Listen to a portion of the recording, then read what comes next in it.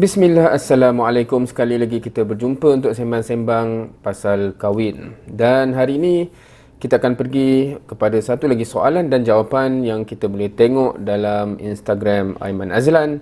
Dan bagi siapa yang tak follow lagi Aiman Azlan, dipersilakan untuk follow Aiman Azlan di Instagram dia. Banyak benda yang bermanfaat di situ, insya-Allah. Right?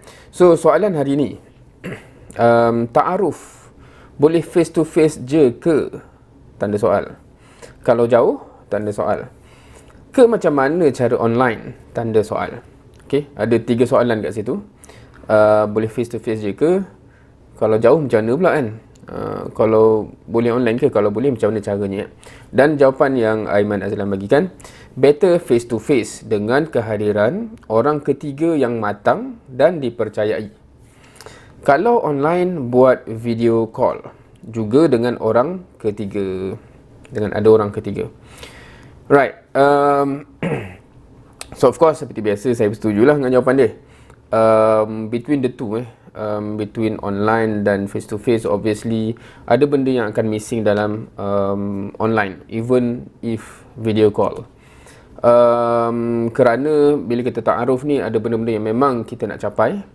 Dalam konteks mengenali tu bukan hanya tahu nama, tahu apa semua kan, dan bukan hanya verbal yang kita nak dapat, tetapi juga visual ta'aruf. So itu saya takkan perhalusi di sinilah dalam konteks bagi orang yang pergi kepada kursus-kursus perkahwinan dan sebagainya. Mungkin akan cover hadis-hadis daripada Nabi SAW untuk menganjurkan untuk melihat dulu pasangan, bakal pasangan dan sebagainya, kerana itu adalah ada elemen penting di situ untuk membuat keputusan atas exposure yang ada yang sepatutnya. Okey, itu satu. Of course, di-highlightkan situ dengan kehadiran orang ketiga, dan dua benda yang Aiman Azlan sebut kat sini ialah matang dan dipercayai. Of course, pada saya kadang-kadang macam benda ni macam by default dan common sense, tetapi bila disebut macam tu macam okey, betul juga kan, perlu disebut sebab tak common sense kepada semua orang.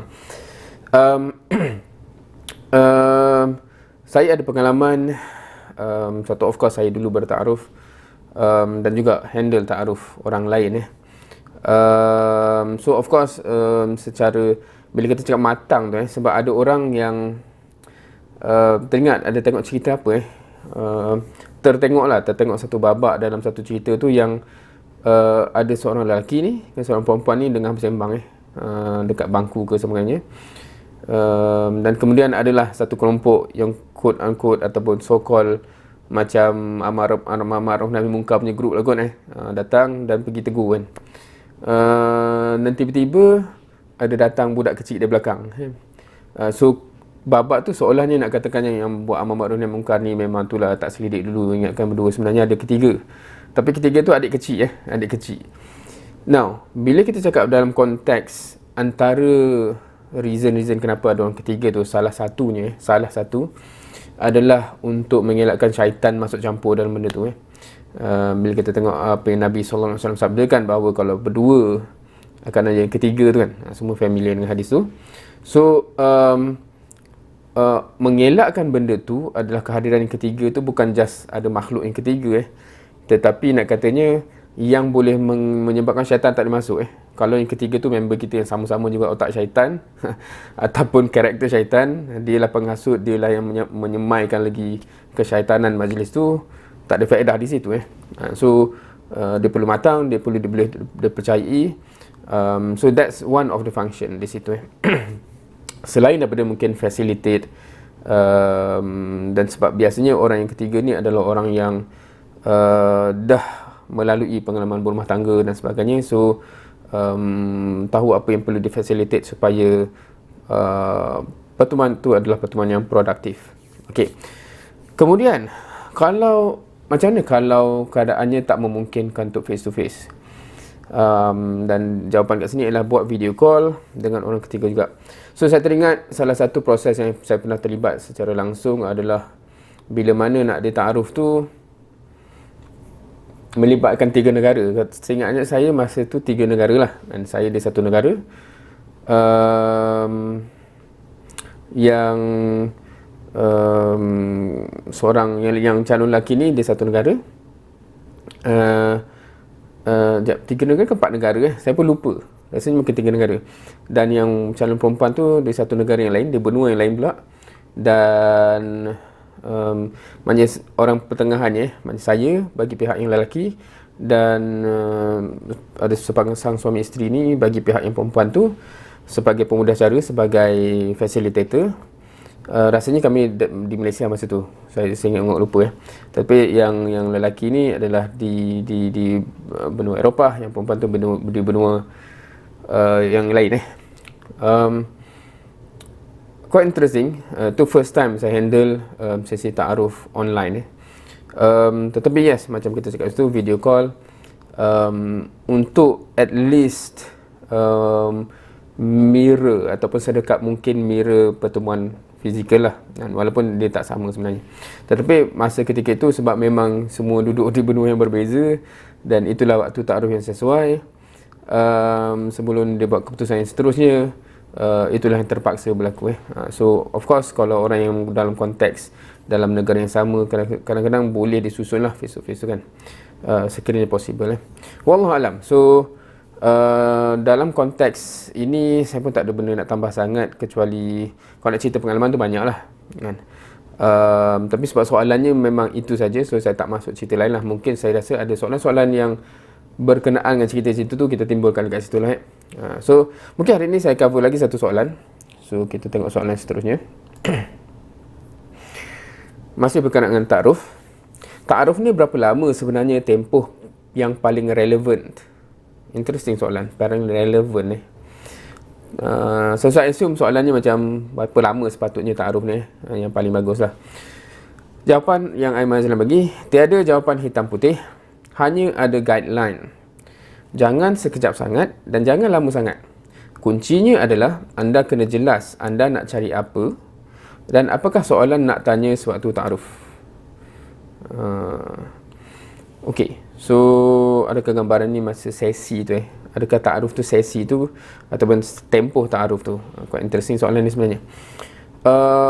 Sebab kadang-kadang kalau saya tertanya tu more kepada bunyi soalan tu macam berapa kali ta'aruf kan, sebab kita terbayang sesi ta'aruf tu So sekali ke, 2 kali ke, 3 kali contohnya. Kalau macam saya punya pengalaman sendiri, rasanya macam 2 kali kan. Pertama kali pertemuan, itu rasanya macam perlukan lagi satu pertemuan dan dia pun setuju. Pertemuan kedua dan kemudian kita decide untuk teruskan Wallahualam, orang lain bagaimana kan. Kalau yang saya pernah handle tu, kadang-kadang ada satu pertemuan tu pun dah okey, sebab semua pun dah settle di situ Alright, so memang dia tak ada jawapan hitam putih lah, tetapi maksudnya kita tahu apa yang kita nak dari sesi tu. Ultimately after the session, kita rasa okey, sejahtera untuk go to the next step, dan dia pun rasa bersama okey, decide bersama, go to the next step, settle. Ataupun kalau salah satu kata macam ada benda perkara berbangkit, dia pun setuju itu. Ataupun ada kata macam okey, based on this ta'aruf rasanya memang tak sesuai kan. So we know what we are looking into, we are looking for. Kita nak cari apa, kita nak faham apa, kita nak tahu apa. That's the bigger question sebelum kita masuk ta'aruf kan. Bukan masa ta'aruf, kita nak sembang apa ni sebenarnya. Ni bukan untuk saya, bukan begitu bukan saya suggest so nak sembang apa. Dia memang kita nak ta'aruf tu saling ta'aruf tu kan, saling mengenali.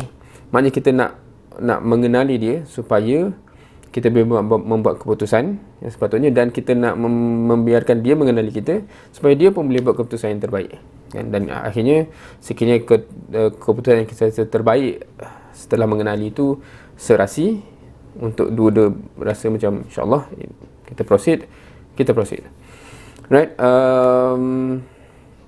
Dalam konteks ni mungkin kadang-kadang sembang dengan senior, dengan yang telah lebih berpengalaman, yang telah melalui proses dan sebagainya itu beforehand, untuk tahu jawab apa agaknya mungkin kita tak perasan benda yang penting untuk kita kenal sebelum. Sebab sebagai orang yang muda, yang kadang-kadang apatah lagi kita kalau diwarnai oleh drama-drama yang tertentu so kadang-kadang kita terfokus kepada benda yang sebenarnya benda tu bukanlah benda besar dan perkahwinan. Dia benda yang um, ada signifikan dia, especially di peringkat awal perkahwinan mungkin. Tetapi kita nak berkahwin dan bersama membina perkahwinan tu seumur hidup.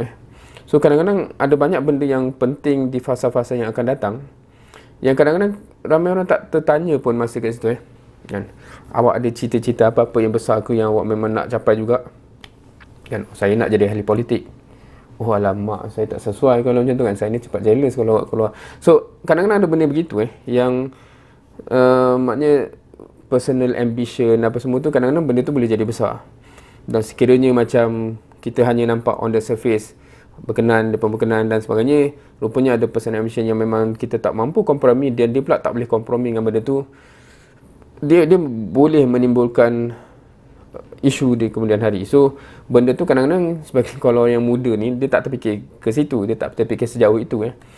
So sebab tu saya rasa bagi orang-orang yang tak terfikir nak tanya apa, nak kenal apa, boleh sembang dengan orang yang dah berpengalaman, dah berkahwin dan sebagainya.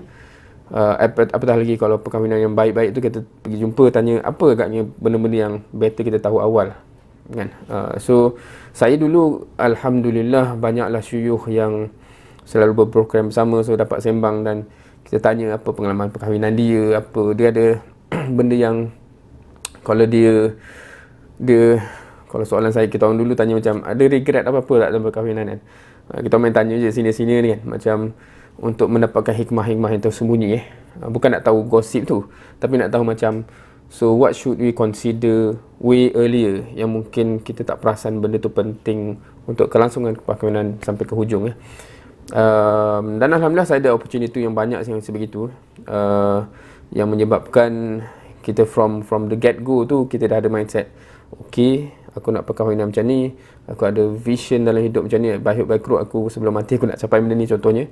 Dan if that is the case, pasangan kena faham benda tu dan pasangan tu mampu menerima benda tu kan? Dan nak tahu juga dia ada benda ke tak, serasi kita tak apa yang kita nak capai dalam hidup ni kan. So pada saya benda-benda tu penting, benda-benda tu penting, dan melihat kepada realiti-realiti, contoh-contoh real yang pernah ada. Kadang-kadang benda-benda spark awal tu penting. Atau mungkin kita akan sebut dalam sesi yang lain lah, video yang lain lah. Spark awal tu penting, tapi dia penting untuk mewujudkan spark yang awal tu, dan memory yang insyaAllah kita akan keep going back to, memory bersama tu, dia penting. Sebab tu memang kalau cerita lain macam kenapa penting honeymoon dan sebagainya. Tetapi kalau lepas tu tak ada apa yang mengikat kita, dia susah juga. So dia jadi macam all of those elements kena take into consideration dari awal. Wallahu alam. So harapnya membantu sedikit sebanyak apa yang disebut ni, harapnya bermanfaat lah, lebih bermanfaat daripada membuang masa. Wallahu alam. InsyaAllah harapnya juga lighting ni taklah teruk mana, sebab kebetulannya hari ni esok ada kursus yang terpaksa duduk di sini. So apa yang dapat je lah. Wallahu alam. Wassalamualaikum warahmatullahi wabarakatuh.